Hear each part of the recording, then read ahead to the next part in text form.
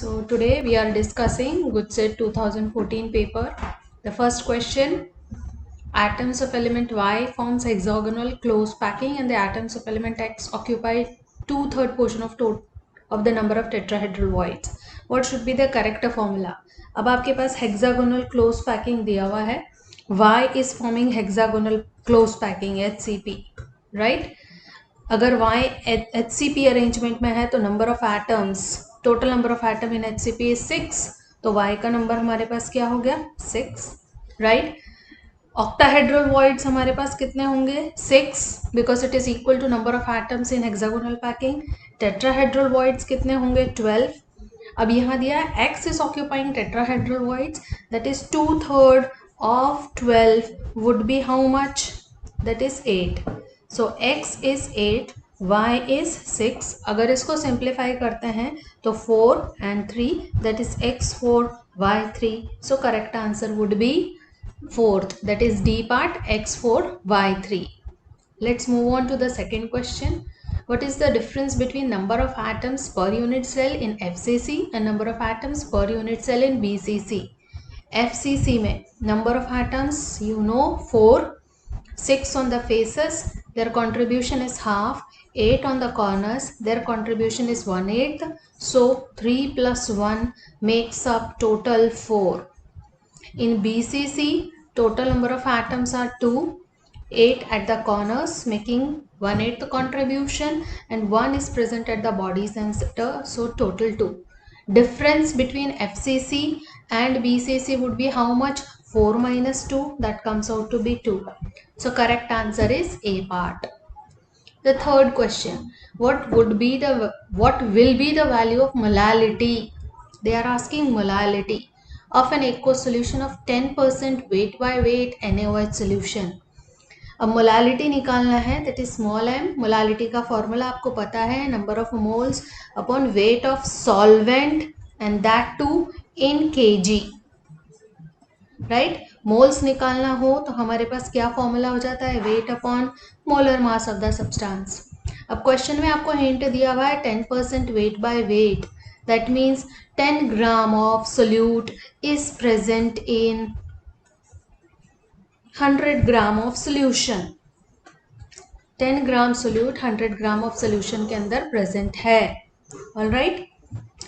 अगर हम सॉल्वेंट का वेट देखेंगे तो सॉल्वेंट का वेट हमारे पास कितना आ जाएगा, 100 minus 10, that is 90. So we have weight of solute, we have weight of solvent, so molality can be found out. Molality will be W upon molar mass multiplied by weight of solvent in kg. Weight है आपके पास 10, NaOH का molar mass होता है total 40, weight of solvent in kg will be 90 divided by 1000. अगर आप इसको solve करेंगे तो आपके पास आंसर आएगा 2.778. The first answer should be 2.778. तो फर्स्ट करेक्ट आंसर बनेगा, इसमें एक करेक्शन कर लीजिएगा. In fourth question they are asking from the given graph at constant temperature which gas has least solubility. तो आपको पता ही है least solubility partial pressure versus solubility का ग्राफ है. Partial pressure is related to solubility as there is the direct relationship between partial pressure and solubility, that is partial pressure is directly related to solubility. अगर proportionality sign हटाते हैं तो constant आता है which is kh, which is Henry's constant, and from the slope we can find out the one which is having maximum solubility. So slope will be equal to 1 upon kh, that is inversely related to Henry's constant. So कौन से case में सबसे कम slope होगा, जिसके लिए lowest slope होगा, that will have least solubility. तो lowest slope we can say is for gas A, so correct answer would be C. Alright, moving on to the next question. If 10 ml of 0.1 molar aqueous solution of NaCl is divided to 1000 drops of equal volume, what would be the concentration of one drop? हमारे पास 10 ml 0.1 molar solution दिया हुआ है NaCl का. अगर इस 10 ml को हम 1000 drops में डिवाइड कर दें ऑफ इक्वल वॉल्यूम, तो हर ड्रॉप की concentration, you all know concentration is an intensive property. Concentration is intensive property, so it does not depends upon, so if as concentration is intensive property, अगर हम किसी भी volume को n number of drops के अंदर divide करते हैं या n वॉल्यूम के अंदर डिवाइड करेंगे तो concentration will remain unaffected as it is intensive property nature dependent. So correct answer would be B. Moving on to the next question, which of the following will give hydrogen at cathode and oxygen at anode on electrolysis using platinum electrode? तो हमारे पास hydrogen और oxygen obtain करना है, hydrogen at cathode and oxygen at anode. Correct answer would B dilute aqueous solution of NaCl. क्योंकि जब आप aqueous solution लेते हैं तो NaCl का भी इलेक्ट्रोलिसिस होगा, आपके पास Na पॉजिटिव Cl नेगेटिव बनेगा, वाटर का भी इलेक्ट्रोलिसिस होगा, आपके पास H positive and OH negative होगा. ये दोनों आयंस सोडियम और hydrogen ion both will go to cathode and OH and chloride ion both will go to anode. दोनों ही आयंस, दोनों पॉजिटिव आयंस कैथोड पर जाते हैं, नेगेटिव आयंस एनोड पर जाते हैं. और कैथोड पर किसकी डिपोजिशन होती है? उस आयन की डिपोजिशन होती है जिसका हायर E0 वैल्यू होता है. तो एट कैथोड किसकी डिपोजिशन होगी? कैथोड पर वो आयन डिपॉजिट होता है which has higher E0 value. और अगर आप सोडियम और हाइड्रोजन में से देखें तो हाइड्रोजन की E0 वैल्यू 0 होगी, यानी reduction value for hydrogen would be half mole of hydrogen. तो इसकी E0 value comes out to be 0.00 volts. और अगर सोडियम के लिए अगर आप देखोगे तो सोडियम के लिए it comes out to be -2.7 इसका E0 वैल्यू. तो जिसका हायर होगा दैट इज कैथोड पर किसकी डिपोजिशन होगी? हाइड्रोजन की डिपोजिशन होगी. सिमिलरली एनोड पर क्लोराइड आयन और OH आयंस दोनों जाते हैं. अगर क्लोराइड आयन का ऑक्सीडेशन देखोगे हाफ क्लोरीन की डिपोजिशन होती है. तो अगर इसका ऑक्सीडेशन देखते हैं तो it gives E0 value of 1.36 volt. अगर OH आयंस के अंदर देखें यानी वाटर की अगर आप E0 वैल्यू कैलकुलेट करेंगे तो water gets converted into 4H positive plus आपके पास O2 की फॉर्मेशन होगी और 4 इलेक्ट्रॉन्स. इसकी वैल्यू आती है 2.36 वोल्ट्स. तो एनोड पर वो डिपॉजिट होता है जिसकी E0 वैल्यू लोअर है. तो hydrogen at cathode and oxygen at anode will be obtain in case of dilute solution of NaCl. Next one, an easy one. Which of the following statement is incorrect with respect to metallic or electronic conductivity? Metal की conductivity के बारे में incorrect statement पूछ रहे हैं. तो first statement से metallic conductivity depends upon structure of metal and its characteristic. That is true. Metallic structure और उसके फीचर पे डिपेंड करता ही करता है. Secondly number of electrons in valence shell की बात कर रहे हैं, उस पर भी डिपेंड करता है. थर्ड ऑप्शन कहता है electrical conductivity of metal increases with increase in temperature. No, जैसे जैसे टेम्परेचर बढ़ाएंगे steric hindrance, vibration of electrons बढ़ती है, स्टेरिक हिंड्रेंस बढ़ती है, तो इलेक्ट्रिकल कंडक्टिविटी डिक्रीज होना चाहिए. ठीक है, तो this is incorrect statement with respect to metallic conductor. ठीक है, it will decrease with increase of temperature. Alright, fourth, there is no change in structure of metal during conduction. That is true. Structural changes कोई नहीं आते electrical conduction के time. Next question, which of the following is a concentration cell? Concentration cell दो तरह के electrode and electrolyte concentration cells होते हैं. First one में आप देख सकते हो दोनों ही कॉपर के हाफ सेल्स हैं और दोनों में ही कॉपर आयन की कॉन्सेंट्रेशन सेम है. So it can not be called as concentration cell. They should differ either in a concentration of electrolyte. ठीक है, अगर इलेक्ट्रोलाइट कॉन्सेंट्रेशन सेल की स्पेसिफिकली बात करें तो हमारे पास सेल वही होना चाहिए, सिर्फ concentration of electrolyte should alter. Second option के अंदर देखोगे तो concentration again they are copper half cells only, concentration is same. Third के अंदर देखेंगे तो they are talking about Daniell cell where one of the half cell anode half cell is zinc and the other one is copper. It cannot be called as a concentration cell because material change हो गया. Last वाले option के अंदर आप देख सकते हो कि इलेक्ट्रोलाइट का कॉन्सेंट्रेशन ऑल्टर हो रहा है. अगर आप एनोड के अंदर देखें तो 0.002 मोलर है और कैथोड में देखते हैं तो 0.005 मोलर है. So correct option for concentration cells should be D. Moving on to the ninth question, again an easy one. कौन सा मेटल कार्बोनिल प्रोसेस के थ्रू प्योरीफाई होता है। वो आई होप सबको पता होगा। टेट्रा कार्बोनिल निकल के फॉर्म में एक वॉलेटाइल कंपाउंड बन के निकल बाहर आता है, जिसको हम हीट करते हैं तो वो आसानी से टूटकर निकल हमें देता है। So correct option is D. 10th one, which oxide is colorless and neutral? ठीक है, कलरलेस एंड न्यूट्रल। अगर ऑक्साइड्स के कलरलेस और न्यूट्रल नेचर की बात करते हैं तो न्यूट्रल सिर्फ N2O है हमारे पास, बाकी तीनों एसिडिक नेचर पोसेस करते हैं। तो नाइट्रोजन के बहुत सारे ऑक्साइड्स होते हैं जिसमें से N2O it is neutral. Remaining 3 options which are given here are acidic in nature. What is geometrical shape of XeO3? अगर XeO3 के अंदर आप हाइब्रिडाइजेशन देखोगे XeO3 के अंदर, तो XeO3 की हाइब्रिडाइजेशन sp3 है, लेकिन कितने बॉन्ड्स बना रहा है वो 3 बॉन्ड बना रहा है। यानी 4 sp3 हाइब्रिडाइज्ड ऑर्बिटल में से 3 sp3 हाइब्रिडाइज्ड ऑर्बिटल बॉन्ड बनाते हैं, तो obviously 1 sp3 hybridised orbital will contain lone pair. और जहां भी sp3 हाइब्रिडाइजेशन टेट्राहेड्रल अरेंजमेंट के अंदर अगर एक लोन पेयर आता है तो shape would be trigonal pyramidal. Alright, tetrahedral geometry है, shape trigonal pyramidal because it contains 1 lone pair. Next 12th question पे जाएं। Again an obvious one, an exceptional point कि aqueous solution of which acid cannot be kept in glass bottle. Glass involves use of silica and HF has tendency to react with silica. So HF cannot be stored in glass bottles. Alright.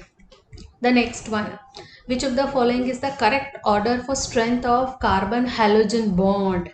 Carbon halogen bond की strength depend करती है electronegativity के difference पर। जितना ज़्यादा electronegativity difference उतनी ज़्यादा bond strength. तो कार्बन और फ्लोरीन में मैक्सिमम इलेक्ट्रोनेगेटिविटी डिफरेंस होगा, so that bond would be strongest, then carbon chlorine, then carbon bromine and last will be carbon iodine. So first option is correct one. Strongest bond will be in fluoromethane and weakest would be in iodomethane. 14th question says which one is Schwartz reaction from the following? Schwartz reaction, it is used for preparation of a fluorides. ठीक है, Schwartz reaction alkyl halides के अंदर specifically alkyl fluorides के लिए use करते हैं। It is used for making fluorides and it is an indirect method. ठीक है, हाइड्रोकार्बन और फ्लोरीन की डायरेक्ट रिएक्शन नहीं करवा सकते because it is a violent one. That is why हम ऑलरेडी कोई दूसरा हेलाइड लेंगे और सिर्फ फ्लोरीन और हैलोजन के एक्सचेंज करते हैं। तो फ्लोरीन अगर आप ऑप्शंस एनालाइज करेंगे तो सिर्फ एक ही रिएक्शन है जिसके अंदर फ्लोराइड की फॉर्मेशन हो रही है। तो स्पेसिफिक जिस किसी को भी ये याद है कि Swarts is specifically use for preparation of alkyl fluoride, तो एलिमिनेशन से भी ऑप्शन कर सकता है। That is methyl fluoride is prepared in this where methyl bromide and silver fluorinating agent AgF is being used, only halogen exchange is taking place. ठीक है, तो Swarts reaction specifically use for preparing alkyl fluorides by halide exchange. 15th question पे move करें। Incorrect statement about SN2 reaction, biomolecular nucleophilic substitution reaction की बात कर रहे हैं। सभी को पता है first statement itself is correct, it is a second order reaction following second order kinetics depending upon concentration of both the base as that is the nucleophile as well as the alkyl halide. Then second statement says SN2 reaction the substrate does not undergo heterolytic fission. ठीक, that is also correct, it does not undergo heterolysis, it involves transition state. Third statement says rate of reaction does not depends on concentration of both substrate and nucleophilic reagent. This is an incorrect statement. जब हम बोल रहे हैं second order kinetics है तो obviously it will depend upon the concentration of both substrate that is the halide as well as the nucleophilic reagent. So correct answer is C. D अपने आप में correct है. It is a single step reaction forming an intermediate which is a transition state जहाँ pentavalency exhibit होगी. Moving on to the 16th question, which of the following alcohol has highest solubility in water? Alcohols water में dissolve करते हैं because of tendency of hydrogen bonding. तो जो सबसे ज़्यादा hydrogen bonding बनाएगा वो मोस्ट सॉल्युबल होगा। तो अगर आप देखें फर्स्ट और सेकंड ऑप्शन, तो they are primary alcohols, sorry first और सेकंड ऑप्शन को अगर हम देखें तो secondary butyl alcohol, tertiary butyl alcohol है। Ethylene glycol is a diol. First two are monohydric alcohols, these are monohydric alcohols. Ethylene glycol is dihydric alcohol and glycerol is trihydric alcohol. तो इसके अंदर सबसे ज़्यादा OH ग्रुप्स है, maximum hydrogen bonding glycerol में होगा, इसलिए most soluble. Next one, in which of the following reactions of alcohol there is no cleavage of carbon oxygen bond? अगर हम डिहाइड्रेशन करते हैं तो डिहाइड्रेशन में OH रिमूव होगा तो ऑब्वियसली कार्बन हाइड्रोजन बॉन्ड टूटेगा। रिडक्शन करते हैं तब भी हम O को चेंज करके यानी ऑक्सीजन रिप्लेस होकर हाइड्रोजन आना है, that is also involving cleavage of CO bond. Reaction of alcohol with phosphorus tribromide, वहाँ भी COH क्लीवेज होता है, यहाँ भी COH की क्लीवेज होगी, यहाँ भी CO की क्लीवेज होती है, यहाँ भी CO की क्लीवेज होती है। It is only oxidation reaction where preferably CC cleavage takes place rather than CO। 18th one, which one of the following compound do not give a primary alcohol on reduction? All right, अगर propanoic acid देखें तो propanoic acid अगर reduction करेगा तो propanoic acid से primary alcohol आएगा। Second option आपके पास propanal है which is an aldehyde, aldehyde always on reduction gives primary alcohol. Methyl propanoate, obviously methyl propanoate will also give you primary alcohol only अगर हम इसका cleavage करेंगे तो। Propane two on is a ketone, ketones on reduction always gives secondary alcohol, so correct option would be D. Half life period of a first order reaction, अगर first order reaction के लिए T half देखते हैं तो T half निकालने का तरीका 0.693 by K. It does not involves any concentration term, so it is independent of concentration of reactant. Correct option would be B. According to Arrhenius equation, the slope of log K versus 1 by T plot is, Arrhenius equation is log K is equal to log A minus EA upon 2.303 RT. अगर आप log K versus 1 by T का plot करते हैं graph, तो as per y is equal to linear equation, that is y is equal to mx plus c, this will become intercept, this will become slope, so slope will be given by minus EA upon R. Correct answer would be B option. Value of rate constant for first order reaction, rate constant K की value दी हुई है 2.303 into 10 to the power minus 2 second inverse. What would be the time required to reduce the concentration to 1 by 10th of its initial concentration? Initial concentration आपके पास 1 है, final concentration after a definite time interval is 1 by 10. तो they are asking time required. अगर first order के लिए integrated rate equation देखें तो T is equal to 2.303 by k log A naught upon A. इसके अंदर अगर हम सब्सटीट्यूट करते हैं द गिवन वैल्यूज तो we get 2.303 by 2.303 into 10 to the power minus 2 log A naught upon A naught is 1 and A is 1 by 10, log 10 आपको पता है 1 है, 10 to the 2.303 gets cancelled, 10 to the power minus 2 ऊपर आकर 100 हो जाएगा, तो time would be 100 second. Correct answer would be B. 22nd question, which of the following statement is incorrect for physical adsorption? Physical adsorption की बात कर रहे हैं। First one, monomolecular layer will be formed on adsorbent. Monomolecular कभी भी नहीं बनेगा, monomolecular is always formed in case of chemical adsorption, जहां पर एक बार बॉन्ड बनने के बाद दूसरा फॉर्मेशन नहीं हो सकता, जबकि physical adsorption involves van der वाल interaction, So it generally results in multimolecular layer. So first statement itself is incorrect. If we move on to the second one, it is instantaneous. Yes, it requires less activation. That is also true. And it generally takes place at low temperature. And adsorption decreases with increase in temperature. That is also true क्योंकि weak bonds हैं, temperature बढ़ाने पर टूट जाएंगे. So correct answer would be A. Name the catalyst use for the reaction. Carbon monoxide और hydrogen की reaction से formaldehyde बनाना है. Highly specific catalyst can only carry out this reaction. So copper is the only catalyst which can carry out this process. 24th पे move करें. Which of the following is a transition element as per ground state electronic configuration. ये सभी को पता है. Zinc, cadmium, mercury, they have fully filled d shell. तो they are not true transition elements. Transition की definition देखें तो उसके हिसाब से ऐसे एलिमेंट्स जिनके अंदर डी ऑर्बिटल की फिलिंग हो, they are said to be truly transition. So out of these four, zinc, cadmium, mercury, they have elements have their complete deconfiguration. It is their ions which have incomplete configuration, so they fall in this category. So सिर्फ एक ही option है gold, जिसके अंदर d orbital की filling होती है, इसलिए वो ट्रांजिशन एलिमेंट में इंक्लूड किया जाता है. 25th क्वेश्चन पे जाएं. विच of the following option is correct order for basic strength of metallic hydroxide.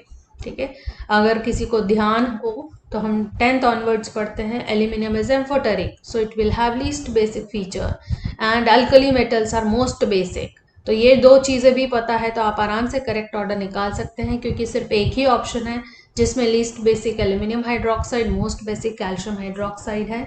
ल्यूटीटियम and cerium hydroxide F block के मेंबर्स हैं और उनकी basic strength will be, lutetium hydroxide would be less basic, down the group it will increase, and cerium would be more basic as compared to lutetium. Moving on to 26th question. Which of the following compound is used in gas lighter? It is used based question.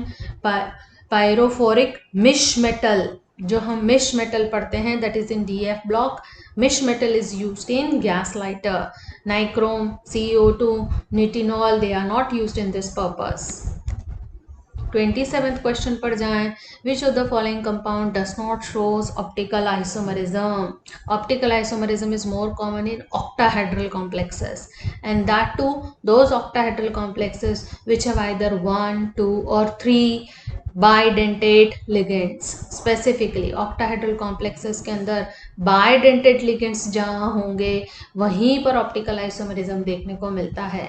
तो अगर जिसे इतनी information है वो भी आराम से इस क्वेश्चन को अटेम्प्ट कर सकता है. सिर्फ एक ही कॉम्प्लेक्स है डी वाला जिसके अंदर कोई बाइडेंटेट लिगेंड नहीं है, so obviously it will not show optical activity.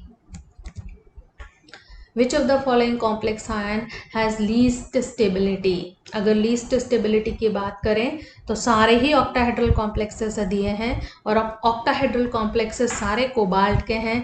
Cobalt generally higher oxidation state में ऑक्टाहेड्रल कॉम्प्लेक्स बनाता है. लोअर ऑक्सीडेशन स्टेट यानी +2 स्टेट में ऑक्टाहेड्रल कॉम्प्लेक्सेस की स्टेबिलिटी कम होगी. So correct option would be B, where cobalt is exhibiting +2 state and that too in octahedral complex, which is not possible. Which of the following ligand possesses only one coordination site. ठीक है, carbonate ion दिया है, वैसे वो monodentate होता है लेकिन requirement पर it can act as bidentate. Similarly sulphate, both of them are generally monodentate, but they fall under the category of flexidentate also. They can change their denticity according to the requirement. They may serve as unidentate as well as bidentate. ठीक है. Oxalate आप सभी को पता है, it is already a डाइडेंटेट ligand, so only one coordination site is present in oxide ion. So 30th question says, which of the following is the correct order of acidic strength? Acidic strength increases with the presence of electron withdrawing group. जितने ज़्यादा electron withdrawing group होंगे, electron withdrawing group acidic strength, that is those group which shows -I, they increases acidic strength.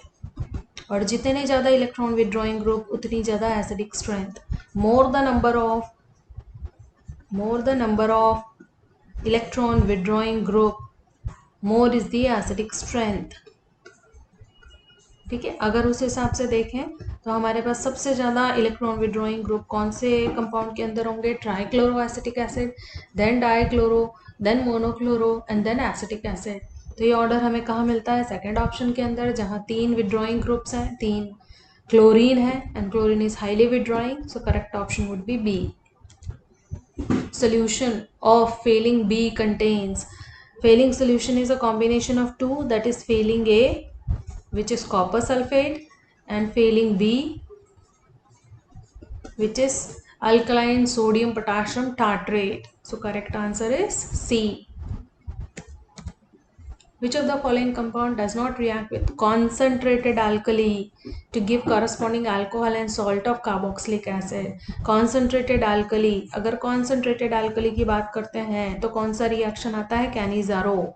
अगर Cannizzaro reaction की बात करें तो Cannizzaro कौन से कंपाउंड से शो करते हैं? Which do not contain any alpha hydrogen. ठीक है, कैनिजारो रिएक्शन वो कंपाउंड शो करते हैं which contains no alpha hydrogen atom. तो कौन सा ऐसा कंपाउंड है? जिसको ये बात पता है वो आसानी से क्वेश्चन कर सकता है। Benzaldehyde does not contains alpha hydrogen, so वो देगा।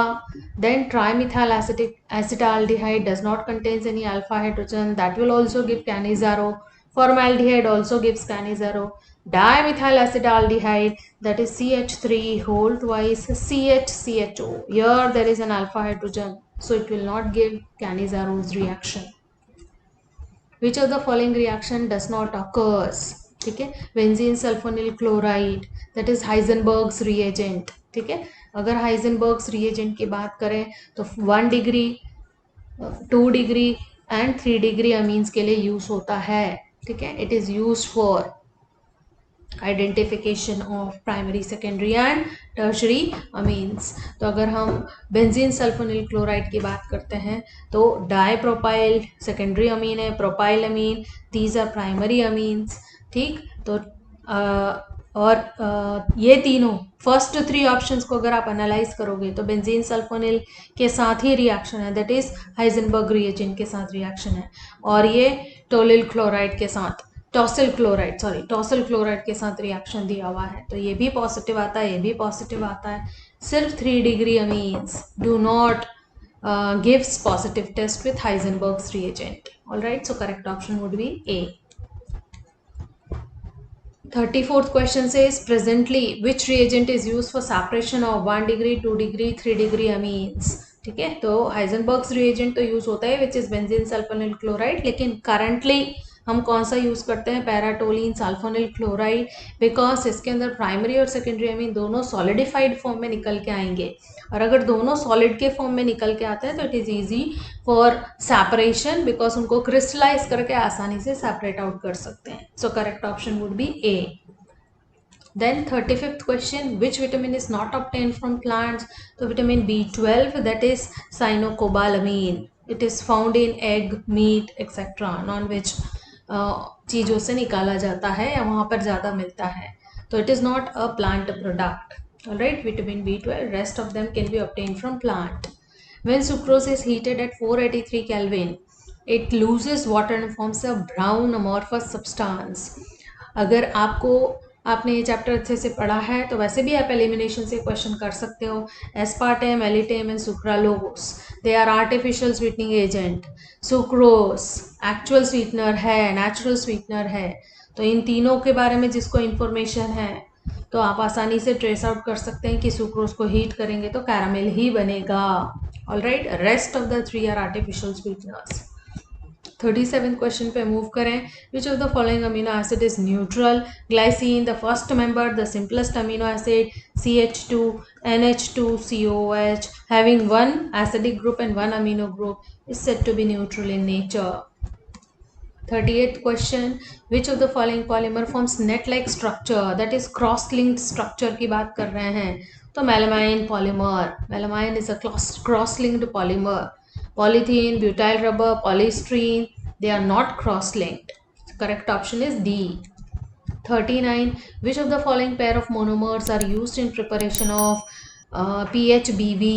ठीक है, that is it is both a beta, its monomers are both beta and beta hydroxybutyric acid and beta hydroxyvaleric acid. They are monomeric pairs for pH BV. 40th question, which of the following is useful as a food preservative? The salt of sorbic acids, they are used as food preservative. Sucralose, it is a sweetener. Ascorbic acid is vitamin C. Citric acid, it is an acidic compound found in citrus food. The preservative is salt of sorbic acid.